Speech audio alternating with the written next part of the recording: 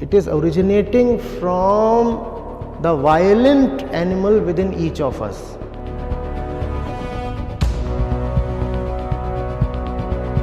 Every kid that is born to consume.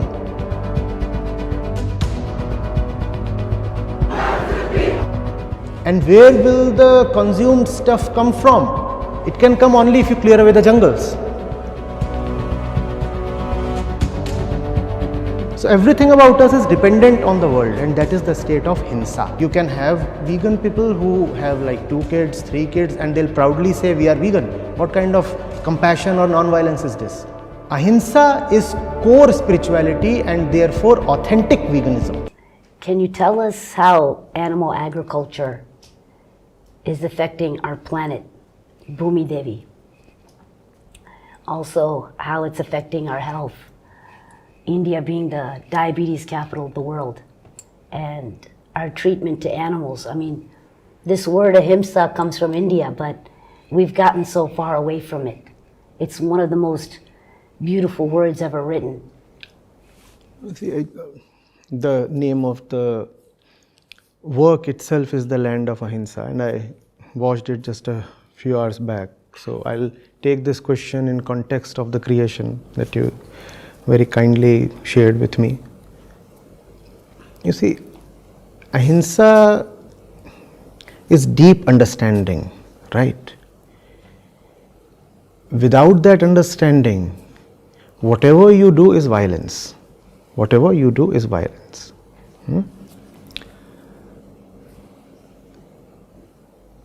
But what I'm seeing is that in vegan circles,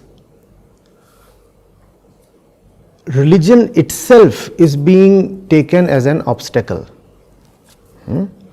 So even when we say that India is the land of ahimsa, and how is it possible that Indians are displaying such cruelty today?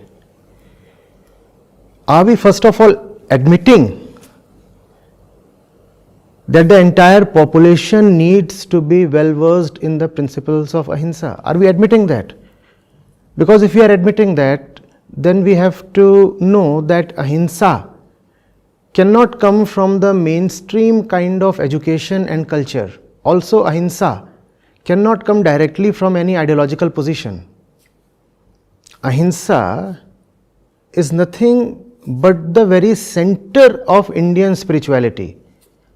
So when you say that Indians are not being ahimsak or non-violent anymore, first of all, you need to ask the question, why has India turned its back to spirituality? That's the moot question. You cannot be vegan without being spiritual. First of all, let's come to this. And I have this bone to pick with the work you made. A couple of people there seemed to insinuate that religion is the cause of violence. Now, which is like turning the entire logic and truth on its head. If you want veganism, obviously you need ahimsa. But where will ahimsa come from? Is ahimsa taught in the school or college curricula? Will parents teach ahimsa to their kids when parents themselves do not know what ahimsa is? Ahimsa has to come from pure and core religion, right, which is called spirituality. And even more specifically called Vedanta. That's where ahimsa will come from. So to turn vegan, first of all, you must be ahimsak. And to be ahimsak, you require Vedanta. But I think that's where the vegan community goes wrong. Instead of realizing that spirituality is the only way to turn the population vegan, we start blaming the religion. The very concept of religion we start blaming, as if religion. Tell me please, how is it so that a majority of world's vegetarians are still found in India? Is it because of some vegetarian ideology? It is because of religion. Religion is what kept India compassionate for a very, very long time. And if in the last 10 years, you are seeing a sudden spike in meat consumption, specifically chicken consumption, it is because of the loss of spirituality itself. So if you really want to be kind to animals, you will have to first of all understand that no kindness is possible without spirituality. Whereas, to the extent I know, I might be totally wrong, the vegan community in India takes spirituality as some kind of threat. They think that if you are spiritual, then, in fact, one of the speakers in the movie was saying that why should we follow it even if it is written in the spiritual book, in the religious books? Have you even read the spiritual books? But you are assuming as if the religious books are teaching cruelty. The fact is, it is the religious books that kept India kind and compassionate for so long. Remember, vegetarians are not enemies of vegans. In some sense, veganism is the logical next step in vegetarianism. Why does one remain vegetarian? Because one does not want to hurt animals. And the same feeling attains its completeness in veganism. Is that not so? One is vegetarian because one does not want to hurt animals. And this same sentiment gains its perfect fullness in veganism, right? So vegetarians are not to be taken as enemies. And what kept India vegetarian was religious values, specifically spiritual, not the kind of religious values in which you have entire drums of milk being poured on deities, not those. Those are traditional values, not religious values. We must differentiate between tradition and religion. Pouring milk on the deity is tradition, not religion. And true religion is a destroyer of traditions. Very few people understand that. True religion is a destroyer of traditions. Traditions come from our own biases and historical coincidences. Traditions can arise from anywhere. Religion does not honor traditions. True spirituality is about questioning everything, obviously including tradition. So it is to core spirituality you must go. And I'm saying this because the very name of the production includes ahimsa. When you say ahimsa, you have to include Adhyatma, you have to include Vedanta. That's where the solution lies. And that's what has been mitigating our innate animalistic violent behavior since centuries. Otherwise, please tell me, why were so many vegetarians found in India since so long? Tell me why still till date the per capita meat consumption in India is among the lowest in the world. Why is it so? Tell me why you have Pakistan and Bangladesh both carved out of India. There the per capita meat consumption is 4 times that of India. So what is it that has kept Indians relatively kind towards animals? Please tell me. It is spirituality, and it is spirituality alone that will help the cause of non-violence and animals. So that has to be understood. Animal agriculture obviously is something extremely problematic, and your work captures it brilliantly.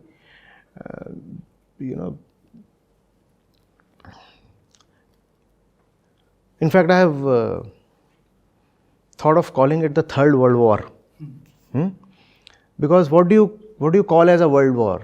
A spectacle of all-out destruction, right? Total catastrophe. That's what we call as the Third World War. The Third World War is that after which no fourth one is possible. So that's the condition we are in today, are we not?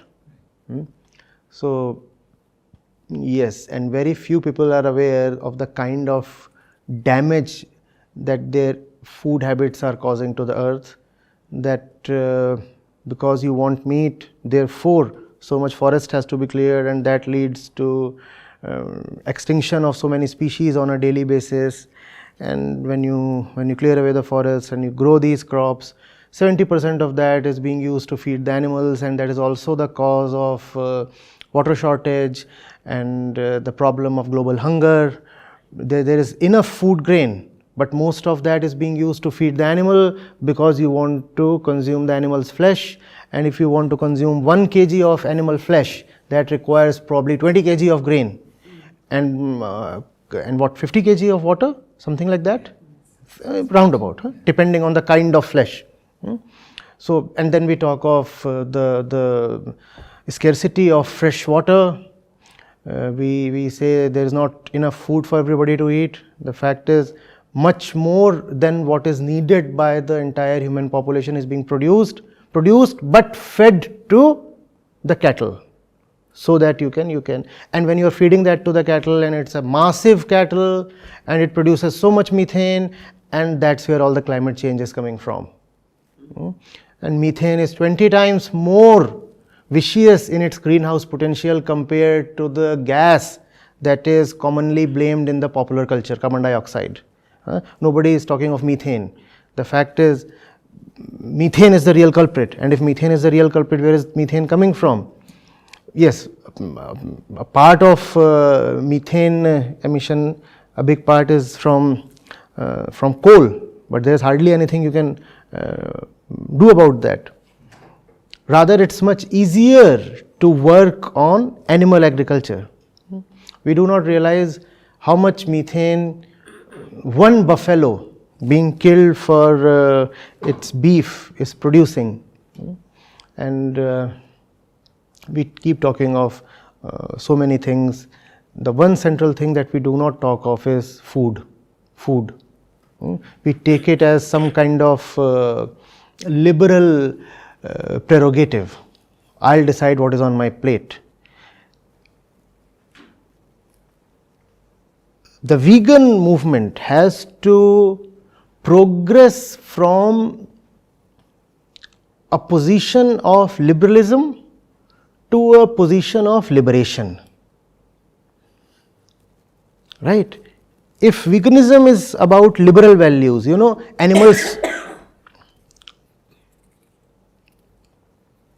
animals too must have their rights. Then somebody will turn around and say, then I'll exercise my right to choose what I want to eat. So you can't have your cup and eat it too, right? We have to realize that it is these very same liberal values that are at the core of the catastrophe we are witnessing. You cannot turn the problem itself into a solution. The problem is the problem, and the solution has to be at a level higher than the problem, only then it will succeed. Liberation is the answer. Liberation from what? Liberation from my own self. Liberation from my lust to consume. And when I am liberated from that, then we'll have the answer not only to the problem of violence towards animals, but also to a lot of other problems. Why? Because fundamentally all the problems are originating from a common core, and that common core is internal human ignorance. If you can take care of internal human ignorance, you will take care of all the problems. Whereas if we have a piecemeal approach, we want to address the problem of cruelty towards animals in an isolated way, we will not succeed. I feel a bit apprehensive and disappointed when I see the vegan community treating veganism as an objective problem in itself. No. When I say veganism, I mean the challenge to turn people vegan. No. Cruelty towards animals is not an objective or isolated or a standalone problem in itself. It is originating from the violent animal within each of us. And the violent animal sitting within us can be taken care of only through core spiritual teaching. Without that, veganism won't succeed. So speaking of that, I'm a systems engineer by profession. So when you look at it from a systemic perspective, you realize it's the profit-driven extractive economy that's driving the animal nature of people, right? So you clearly have to create a service-driven, regenerative economy. No, it's the other way around. It is the animal within that has constructed the profit-driven economy. I see. Okay. Because everything comes from us, right? The economy didn't come first. The man came first. The man constructed the kind of economy we live in. So unless we change, how can our economics change? So the fundamental change has to be brought within the mind of man. And then economics will change, polity will change, food habits will change, relationships will change, everything will change.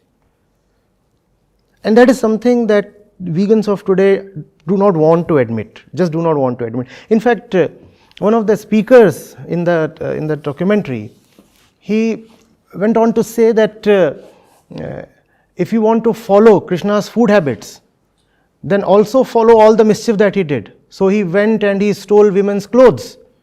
Now why don't you emulate that? Now that to me is just not wise to say, to put it mildly. I could have used a harsher word. This is what are you saying? What you are saying is, and you probably do not even know what you are saying. What you are saying is, religion is mischievous. Do not follow religion. Krishna did a lot of bad things. Would you follow them? No, do you even understand Krishna? Have you ever read the Gita? Have you tried to understand it? You know what? What happens is, I have had people who have wanted to talk to me and all that. And just quoting my personal example to prove an impersonal point. And then they say, oh, we cannot speak to Acharya Prashant because even though he is vegan, he is spiritual. And how do we speak to a spiritual person? That's the status of the vegan community. And the person who said that is a prominent one in your documentary. I respect Acharya Prashant. Of course, he is furthering the vegan movement greatly. Probably he has turned more people vegan in India than anybody else has done. But how do I sit in front of him? Because he is spiritual. Oh no, what kind of argument is this? And are you even a friend of animals? Do you even realize that you cannot further the cause of animals without spiritual aid? Acharya ji, I really want to appreciate your efforts in talking about this whole issue of veganism, and you have been very the pioneers, and I know you have really converted so many students and young people, and in fact, we also got to hear about veganism for the first time from you. So the question is, in all the colleges and institutions, there's so much of violence already being taught. Like your worth is being told that, okay, how much salary you are getting, and those kind of a thing. So how the education system should be changed with a view to bring these, the inner animal. So what would be your views on that? We are usually, because I respect your sentiment, that's why I'm putting it. We are usually far too interested in changing the system without touching the system maker. Now, the system didn't drop from a coconut tree. We made the system, and if we remain the same, how can the system change? But the thing is so fundamental, we refuse to acknowledge it. You do not change the dean, you do not change the director, you do not change the VC, you do not change the HOD. How will the system change? Please tell me. Please tell me. But then when the VC himself is asking this question, it becomes very difficult to tell the VC, sir, you have to change in the first place. The system will automatically change.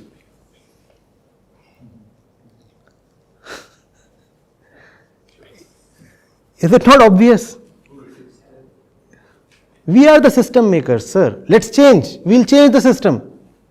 Once we have changed, we do not even then need to officially or deliberately change the system. The system will change without any effort, without any noise. We may not even know that the system has changed. It would have already changed inconspicuously, overnight, because we have changed. But what we want is external change without internal change. That's also what the vegans are attempting to do. You cannot succeed.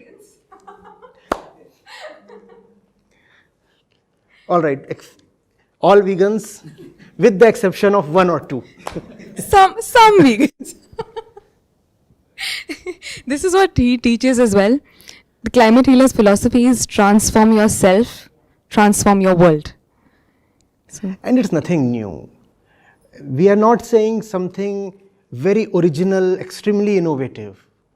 This is an obvious thing. Anybody can sit, and if the fellow is in a meditative mood, he will realize that this is the fundamental problem, that we are the way we are. If we change the way we are, all else will change, and there is no other way. so it's an unrelated question, but it just came to my mind. All the students who follow you and ask you questions and look up to you, why do they look up to you? Is it because they want to, because you have been at such amazing places in your career before you turn to Vedanta? So are they looking for guidance to just land a top-notch job, or are they really getting spiritually inclined? It starts with that. But they are looking at me not to land there, but to be free of that. Because that's the message my life journey is giving them, right? You can be there and still kick it away. So that's what they also want. They too do not want to continue to be in that rat race, but they are compelled externally and internally. Some deep part of them knows the futility of it all, knows how corrupt the system is, knows how meaningless it is to achieve all those goodies, but they just don't have anybody to look up to. They don't have even a single role model in the zone of renunciation, tyag. They have a lot of people who just stand up and say, I got it, I have it, and if you follow me, you too will get it. So they have any number of role models suggesting that, but they don't have anybody who tells them there is no need to get all that. Is it only worthwhile when this is coming from someone who has had it all and given it up? It becomes more credible. So then you have to have it, because I'm at a stage in life where I have to choose now. The message becomes credible. The message becomes credible. But the message is not that you have to have it and drop it. The message is that you figure out whether you really need it. Figure out who you are, and from that, the right direction of your life will follow. You don't need to necessarily pass through the hallowed gates of some institution, or great money, or great service, or great career. You don't have to pass through all that necessarily. You figure out first of all who you are, and from there you will know what to do. Just that the message gains credibility when it is coming from someone who's not probably dealing from a point of the grapes are sour and therefore I don't want them, Then the message gains some authenticity, that's all. But the message does not include necessarily passing through those nodes, those points, those temples of prosperity. You don't really necessarily have to pass through them. And it's still worthwhile. You look at the 2 or 3 places I did go to.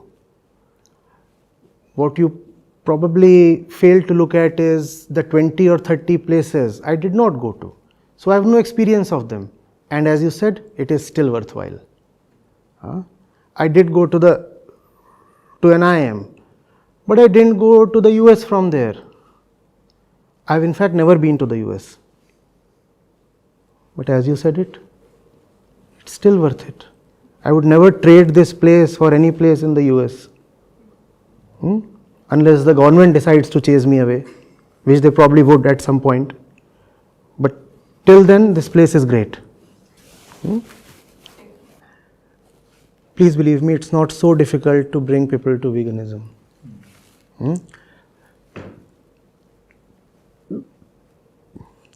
Just speak to their goodness. Just speak to their innate goodness. Right? We are animals who do not want to die animal. That's the reason we are all restless. We are consciousness trapped in an animal body. So if you can speak to that consciousness, People may initially resist, but at some point they do listen. Nobody can ignore love for too long. Even if that love comes as harsh words or scolding, but people will listen after a point.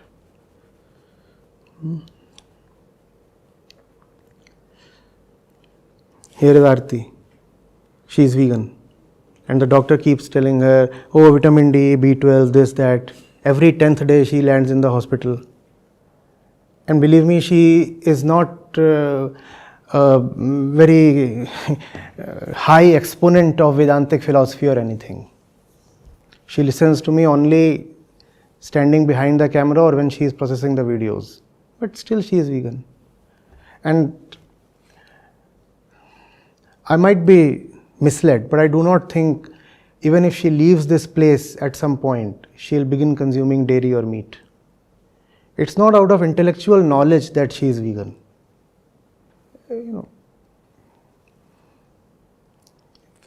These are basic things. Once you realize them, you cannot unsee them. Even if the doctor says that, no, you require, what all do you require, Aarti? D3, B12 and X4, P5. If she listens to the doctor, she will start taking all the letters in the alphabet combined with all the numbers possible, T24.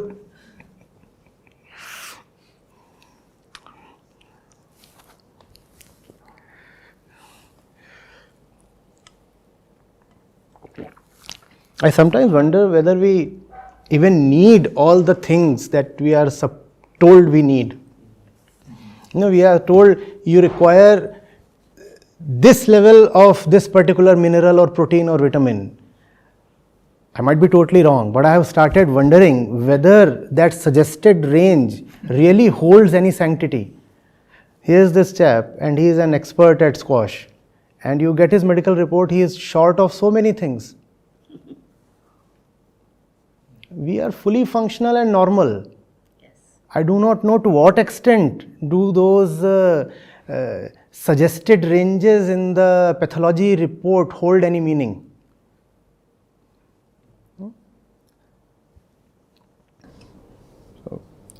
Good that you're beginning to question those things. Yes, because they are telling me that I am, and everything in my own report is out of place. Something is too low, something is too high. But I don't think I am going to die tomorrow or something. If I just go by that report, I shouldn't be alive today. But I think I'm still not dead, nor is anybody else in this place. If we consult doctors, the first thing that they say is, okay, how can you be vegan? Dairy, you don't even have milk. Sir, I'm fit and fine, and we can have a wrestling match, and I think I'll come on top. Yeah. Why do you think I'm unfit? Yeah.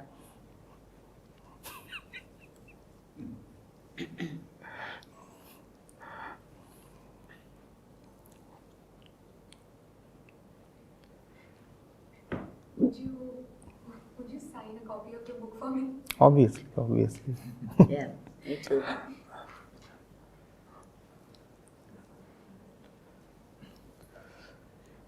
I'm sure somebody would have conducted some research on that. To what extent are those ranges really necessary? Yeah. See, the ranges keep getting tightened. Exactly.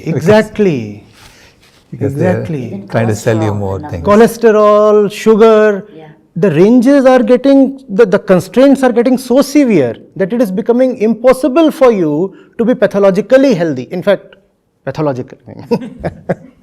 What a phrase, pathologically healthy. They want you on medications. Those medications have side effects. Take more medication. They want us to believe that we are unwell and rush to the doctor, and the doctor will say, oh, you're off the mark here, so you take this. Yeah. But I'm not feeling off the mark. So how am I off the mark? I have no problems as such. The only problem is the report. True. I might be totally wrong, by the way. I do not want anybody to get medically hurt because of this kind of thing.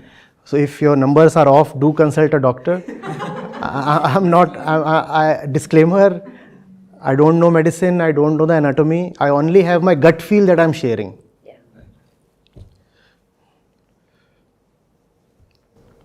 But I've seen numbers being tightened. Numbers were being tightened, right? Yeah.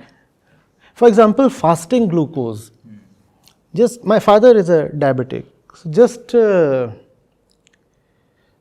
till 20 years back, you were all right if I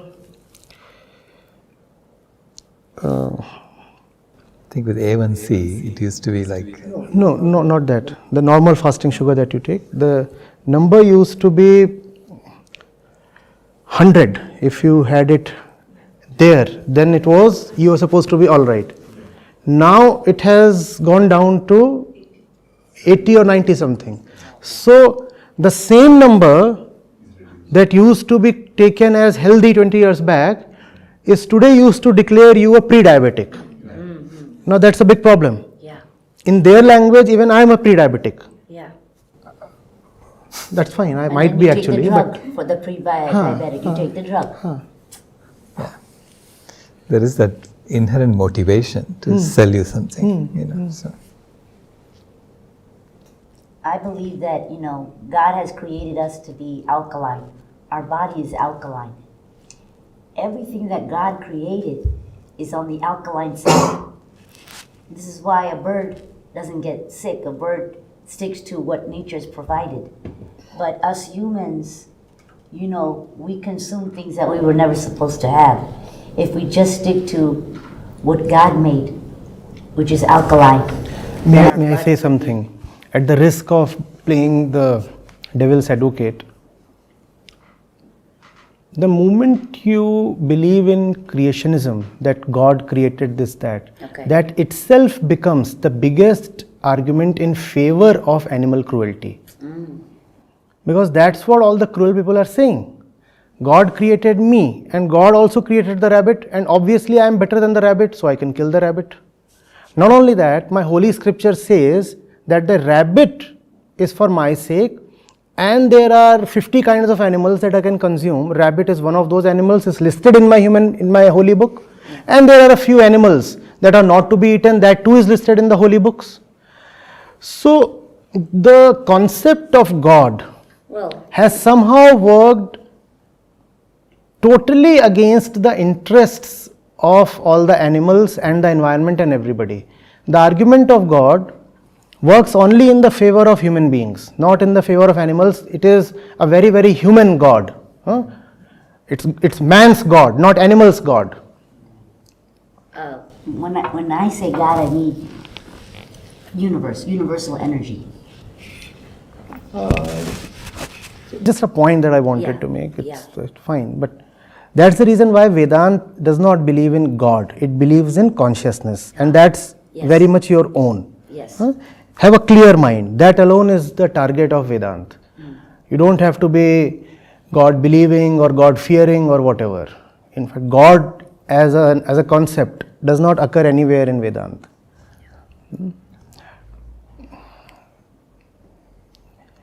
And in fact, the concept of God is also the reason why there has been so much violence and warfare in the name of religion. My God versus your God. But when you talk of consciousness, there can be no violence. You cannot say my consciousness versus your consciousness. Because as long as it is my consciousness versus your consciousness, both of us are wrong. The very basic problem is my consciousness. And therefore the target is consciousness free of me. As long as it is my consciousness, it is a diseased thing, it's a problematic thing. The target itself is consciousness free of me. So my consciousness versus your consciousness just cannot be a holy battle. Then it's one kind of impurity fighting another kind of impurity. No? But when you have gods, then there is a problem. You have this, that, and my concept of God is at variance with your concept, and therefore we shall have a holy battle, and these things happen.